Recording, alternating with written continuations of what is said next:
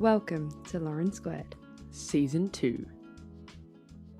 Guys, welcome back. To another episode. Yes. Live and direct. What's having in my eye? Sorry. My eyes. My eyes. Go straight into it, shall we? Yes. Women's darts. What's changed? Yeah, how it has changed. How it has changed, yeah. Yeah, so did some research. And the first women's championship, let's say, was in 2001. Oh my God, we were a little baby. Yeah, I was 6. And it was Trina Gulliver and our friend Mandy Sullivan. Finger clap. Crazy. And they both still play now. Can I just say the hair back then? Volume was volume. What a vibe. What a bit of volume. Absolute vibe. Like, what was it? Bristow's? Was that the hairspray make at the know. time? Nan know. helped me out. I'm sure my nan still uses Bristow's now for hair. Fuck off. It was a vibe, and how that, stayed in its structure. It's a darts podcast, but we're talking about hair. But that was how it started, and I think the prize money was not great. Let's be honest. Well, the coverage was probably not. Yeah, great. BDO days, Ollie Croft done what he did, like amazing man, gave us the pathway, let's say, and then Lorna Croft as well. And it's got bigger and better. Yeah. So now, going fast forwarding throughout the years, yes, ladies darts has got progressively better, and it did originate with a BDO. So Trina was Golden Girl, wasn't it? Yeah. Amazing. Imagine the memes nowadays. If there was like social media. Crazy. Like imagine how much more coverage they probably would have got if social media was as heightened and it pushes so much stuff out. Yeah. So I think now we've got the tools to promote the sport more. 100%.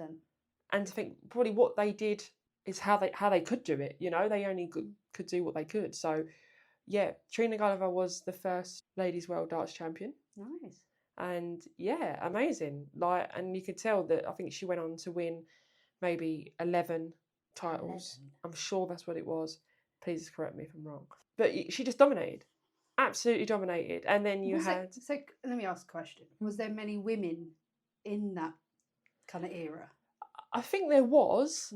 You had obviously Mandy. Mandy was still playing at a very high level. She tells us stories now about where she used to travel and compete. But I think you had so many people, but I think more abroad, more so. I think Trina and Mandy were kind of the English women, perhaps. Obviously, Dita was still there as well in the background. And yeah, I think it flourished quite well. There was quite a few, I think, from the US. Okay, fair. Yeah. I mean, the stories we get from Patty, though. When I took Mandy here, when I took Mandy there. Amazing. I know, we get it all, don't we? Memories for a lifetime. I love hearing about them. Oh. Can I just say, when we watched Mandy on Bullseye? Can't beat a bit of bully. It was epic. Like, she was so shy. And this is the thing. I remember Patty saying to us that she was really young when she got asked to go on there. I don't know how young. Oh, I think maybe like near enough 20, maybe. Oh, she's baby. Yeah, and she looked great. Hair was doing bits, and Bullseye in its own right was fucking unreal back in the day. Like, who wouldn't want to win a speedboat? You could win a speedboat or a caravan, whatever. And I always remember when I was younger, my mum used to say to me, "Oh, Mandy's on challenge or on gold," and I'm like, "What?" Go over, and yeah, there's Mandy. Andy Fallon used to be on there. Andy Fallon was a good friend family friend of ours. We used to play in his pub in Dartford, up the Rose. And yeah, you used to go on there now and you see it and you're like, "Oh my God, I know this person, I know that person." But they've tried to reinvent Bullseye, haven't they? Yeah, we've watched a few, haven't we? Yeah. And I don't know how I feel about it. I think when someone tries to bring back an old thing. In the back of the day, when you look at it now, it was shit. Like, the production was shit. It was, and but it was good crack for that time. Oh yeah, but that's not reference to darts, but like when people say Jaws was the best film of all time. You watch it now and you think, what? How was that the best film? How are you getting scared over a mechanical shark? Literally. But back then, yeah, it was different. Yeah, so obviously there was opportunities, I think, that Bullseye had given some of the female dart players as well to go on there and to showcase themselves. Lovely. Yeah, 100%. But a lot of people talk about the Luke Littler effect. And I think it's different for the women. What do we have? We have I think it's Fallon effect. The Fallon effect, the Beau effect currently, I'd say. Beau effect now, the Lisa effect. Oh, yeah. The Trina effect. Yeah. The Dita effect. The Anastasia Diplomaslova effect. Yeah. There are so many pivotal women, like Anastasia played back in the day as well. And yeah, we watched a game, didn't we? Yeah. And took, and gave Trina a run for her money back then. I don't think she plays very much now, which hurts me personally, because I think Anna's great and a great role model for me, because I've used to watch Anna growing up. Like, always used to watch Anna. Obviously, things that have happened, it's made it very fucking difficult for her to play, which is awful in every aspect. Because she's such a good crack. She's great. Like, so her and good. Lorraine, Jesus Christ, I love it. Yeah. So, going back to that, Luke Littler hit the dart world by storm. You think the age, the effortlessness of how he throws, the big checkouts, the big scores. When you think about darts, you think about throwing darts. You think Luke Littler. He is just... Yeah. Everything's just, like, made to perfection. Yeah. And I said this on a before podcast, like, his darts, you can get, like, basic ones from, like, Smith's. But if you want to pay, like, 150 quid for a set of darts, like, you crack on, but you're not going to throw like him. No. And I think that's... You're not. This is the problem with the effects. People think that you're going to pick up a dart and you're going to throw exactly like that person. It doesn't work. And it's until they actually spend all that money, do all of this crap, to then go, oh shit, yeah, I'm not Luke Littler. Could have told you that. Duh. Literally. And I think Luke's got the world at his feet at the moment. But I think there was effect before that. And I think it was Fallon. It was the Fallon effect. And it was in 2019 when she was historically the first woman to beat two men. I remember watching that. It was the fucking epic. Scenes. Epic. Absolute scenes. I don't know how she held her ass together, because mine would have just completely Squeaky fell out. bum time you would have had. Actually a thing. It would have actually happened. And I don't think, obviously, at that time, she realised what she had done. No. And I think that was the greatest thing about it, because she just came along. You see it, though, when you watch back the replays, like, just her face. Like, it was almost like she had to take it in as well. Of course. I think she probably still takes it in now. A woman going up there in pink, ballet pumps, smashing up the men. That's all I could think about. That's what I'm here for it. Last Friday night. Yeah. I think knowing Philly the way we do, yes. I think it suits. There is a reason behind the madness. Yeah, and I love that. And to stay like to the T with it and not change it, then fair play. But that's her song now. She's iconic in that sense.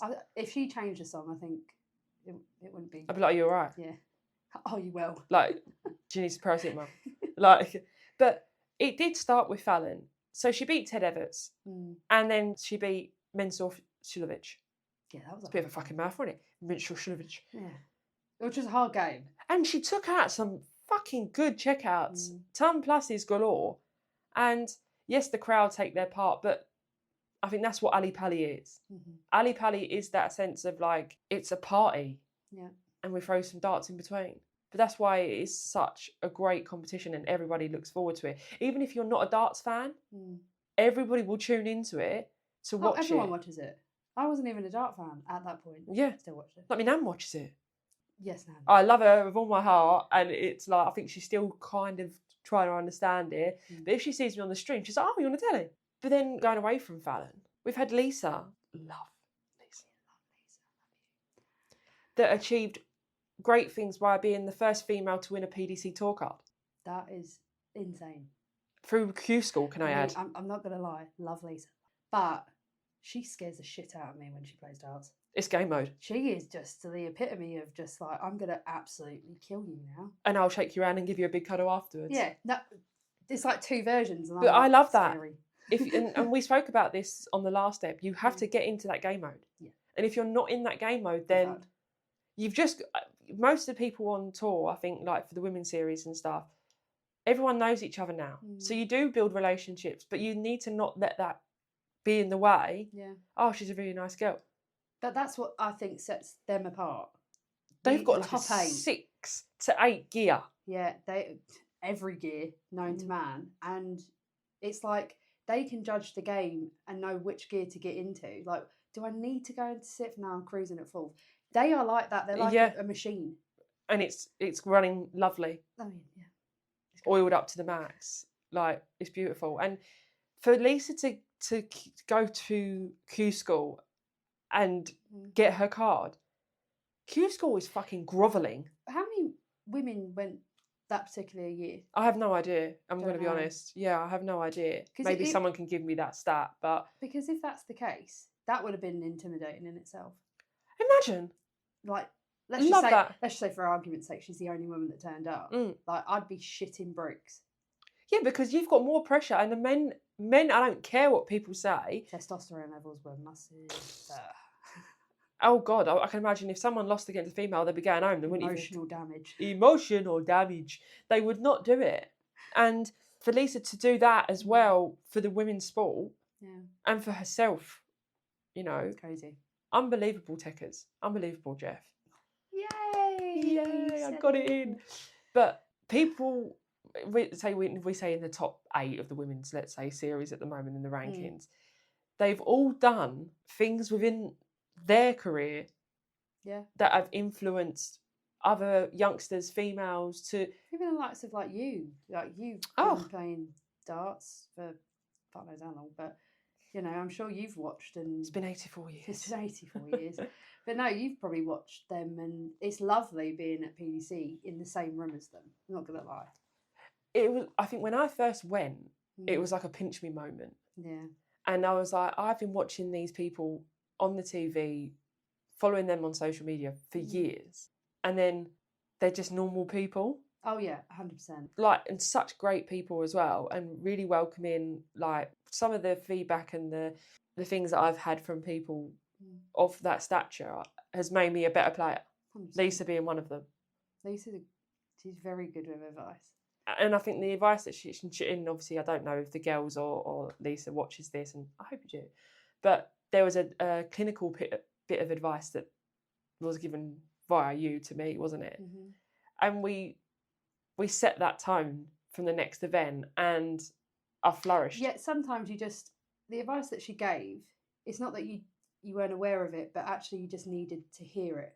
Yeah. Because sometimes it warrants them your next move. Of course. And that's exactly what happened. And that's what's happened. And that's the reason, well, one of the reasons, obviously I'm playing good darts, but the reason I am...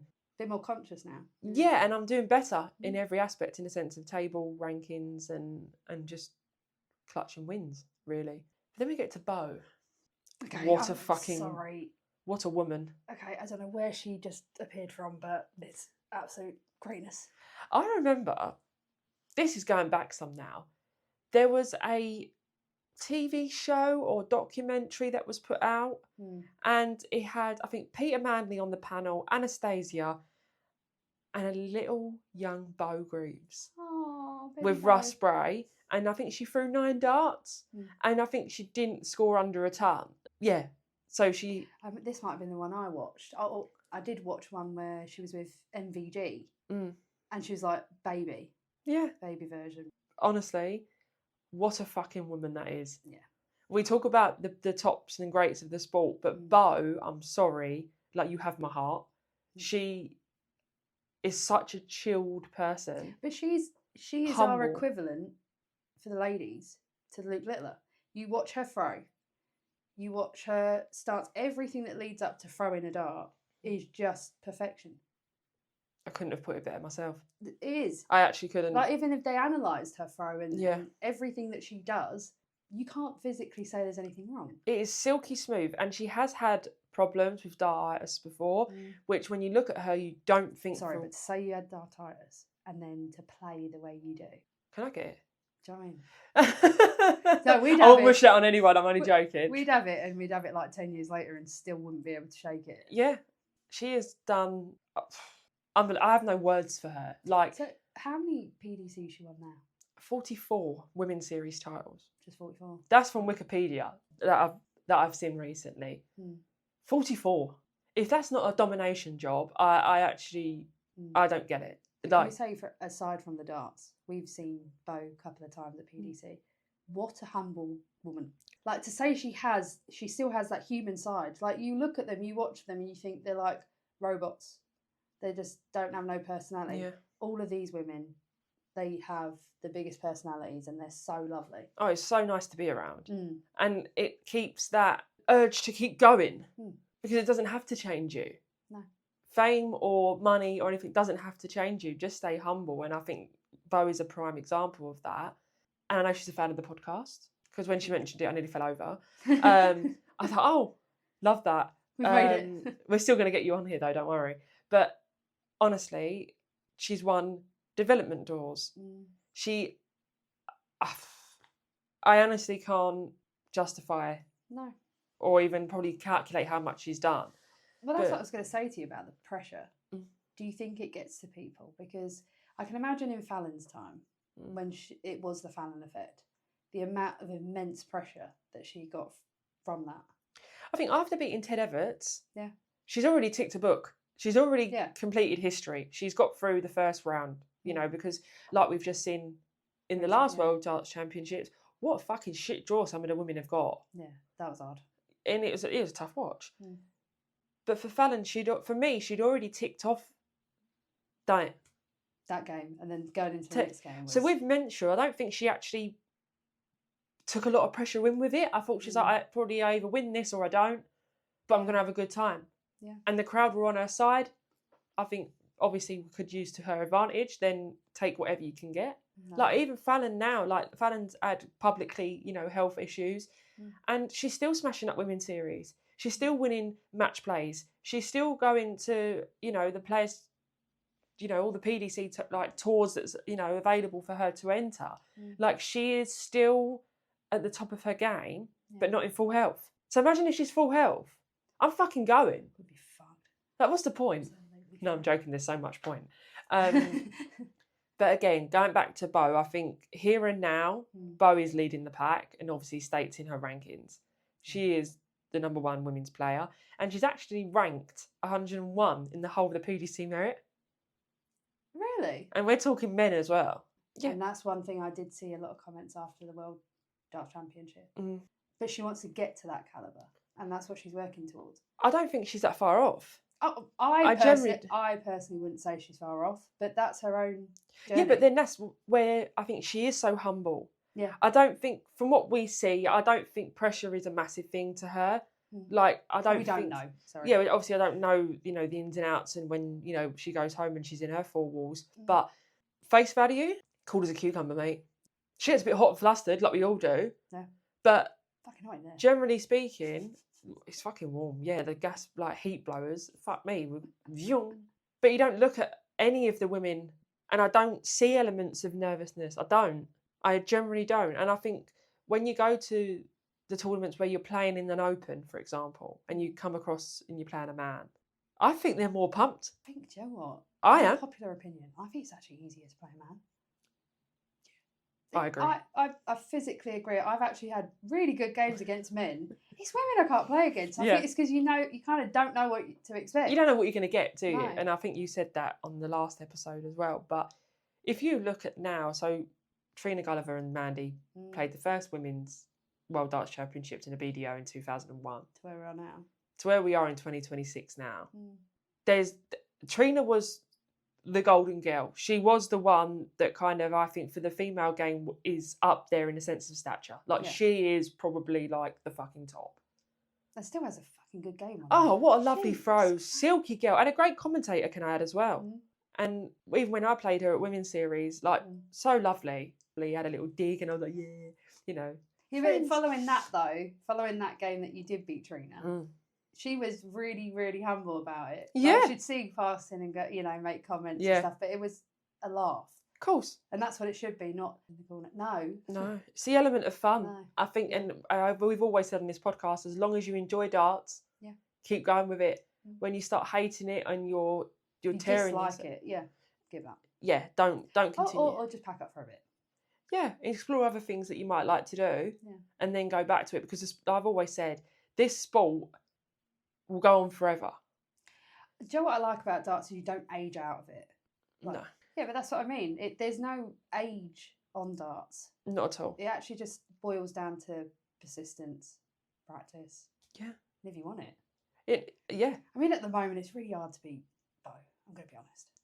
It is, and I think she's absolutely dominating. She is, and fair play to her. Like she's human.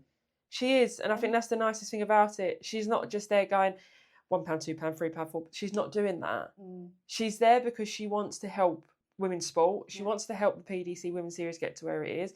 And every time she steps her foot up into the hockey, she's representing herself first and foremost, but she's representing the women's sport and what we are about. You've seen, like, in some of the streams that she's actually got quite animated. That just shows as well. She goes through what every one of us does, but she's just at a different calibre. Exactly that. Why not keep your foot down on the accelerator? Because the possibilities are endless. And the amount of things that she's played in, I think there's plenty more in the tank. We all have our own demons. And I think in sport, generally, you've always got something you want to improve on. Even though someone could come up to you, people probably blow smoke up Beau's arse quite regularly, right? Love that for you. But then she's probably thinking, yeah, but I could have done better here, better there, and I wasn't happy with that. Always self-analysing. Always. Yeah. And I think I can't wait to see when she plays the Youth Darts Championship final, when she beat Luke Littler. I said, this is going out. That was, yes. Yeah, and she's playing Gian Van Veen. Yeah. I'm not actually sure when that is, but I think it's soon. But she just plodded along, got shit done. But I can tell you now, if we sat down with her and said, she'd probably go, yeah, I didn't like this, I could have done better here. But then that's so much hunger within her because she knows there's more in there, which is actually quite scary. Imagine more. Is there any more? Yeah, can you just give up the women's series? If that yeah, please. If you get to that point, just give up the women's series. Just go around on your scooter the whole day and just monitor the building. Yeah, just do a Mandy. It could work. Like we said, there is so much that's changed for the better, I think. I think when PDC took over, I think it's been massive. Skyrocketed. Yeah. It's been massive for the sport, but we have to thank Ollie Croft and Lorna Croft for obviously starting this out for us to give us even the opportunity to be able to compete in these competitions and to get women's sport, especially in darts, to where it is now. 100%. Because that's what we need. We just need the recognition. The recognition, the time. And we talk about Beau, we talk about Fallon, but there is underdog players that have got even more hunger. Look at Gemma. Gemma Hayter is a prime example. She absolutely smashed that World Championship, didn't she? We were so proud. And I think it was the 161, wasn't it? Because she went treble 20, treble 17, and I think we were in the tunnel at this point. And then obviously, I think she hit a big 12. Well done, love. But it just shows you. Yes, you will always have the greats that dominate the sport. I think this is everywhere. You'll always have them people. But like you've just said, there will be people that are coming up and you won't really see them, but they'll be there in the background. I think this is the part that I think gets overlooked. So we do look at the top 8. We do talk about the top 8. Social media captures them. But it's the underdogs that have got so much fire in their belly and they're not getting watched. They haven't got that pressure and they're just going to steam their way through some of these rounds at PDC. I've got a question for you. Who do you think currently on the tour is an underdog? Because I know mine straight away. Well, out of the women's series? Yeah. Biased opinion, sorry. But I do think you, as one of them. Thank you. No, I do think you have a very good game. A very good game. And when it works. You're actually nearly at that point, and I don't think you quite blushing here. No, I don't think you realise it, and a lot of people come and watch you. Like we went to Eastbourne recently. The amount of people blowing smoke up this girl's arse, right? I was just like, yes, I'm very aware, but I don't think you see it. So that's good. Sometimes it is good not to cling on to. Oh my god, people are watching me now because you're just steam training through. I don't think I care enough for other people, and that sounds harsh. Yeah. But when I play, I do try and get in that game mode, and then obviously I'll have a self-analysis like I always do. You know, if I'm pissed off for 5 minutes, whatever. We all like that. That's really nice. Thank you. You're welcome. Thank you. I'm going to throw another Lauren into the mix. I was just about to say. I was literally about to say you because I had to be biased. Yeah. Sorry, but. There's players like Lauren Sawer. She's a very natural thrower. She's got so much hunger when she's on that hockey. Like, she's in game mode. It's almost, you can pass it off as aggression. Yeah. she just goes into this like mode, and I almost was like sucks it out of you, all right. which is, you know, why not? No, But no, Lauren's a very good example of that. I agree. I think the likes of Eleanor Kearns, I think you've got to say as well. I've watched Eleanor so much last year. This girl was progressively getting more gears. And I think Eleanor's getting the recognition for herself. And the experience. Yeah. So she's had some good news with Target recently. Congrats, babes. Well done. But she's up there, so she is getting recognised, which is great. And, you know, we applaud Eleanor because she's scary as well on the dartboard. Like, honestly, she's got hop, skip and jump, throw. Quite literally. Like, if you ever watch her, love you, sis, but there is a lot of movement. I think this is the pivotal thing as well of the women's series stream. So the women's series, yes, you need to put your people on there. But it's so nice. I saw towards maybe the back end of last year, there were some new faces on there. Holly McCain is a prime example. She smashed it. She beat Kim Holden quite convincingly. But what a great opportunity it was for her and her family that she wasn't with to watch her. Be able to watch her. And it builds confidence. So then you're seeing these people keep going through to the latter stages, and a last 32, last 64 game becomes a last 16, last 8 game. When you're in the PDC, there's so many balls. You don't just walk around watching other people. So sometimes you do actually fixate on the live stream when you're waiting around. Yeah, of course. So now you've seen someone like, oh shit, she just smashed Kim Holden. Do you know what I mean? And then you get her in a draw, you're like, fuck. I had her.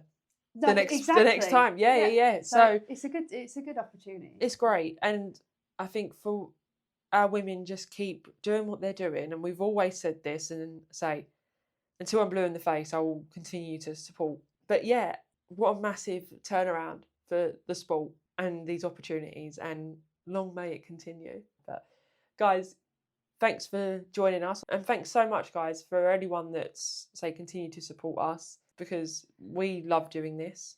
We do, and we want to continue to again put our stamp on the women's side and give you the bad, the good, the ugly. What do we say in our bio? The good, bad, the very shit, and the good ball, whatever the fuck it is. Well, yeah, all of it, all the realms. Guys, you've been joined by Dory and Bloomy. Catch you on the next one. Bye. Bye.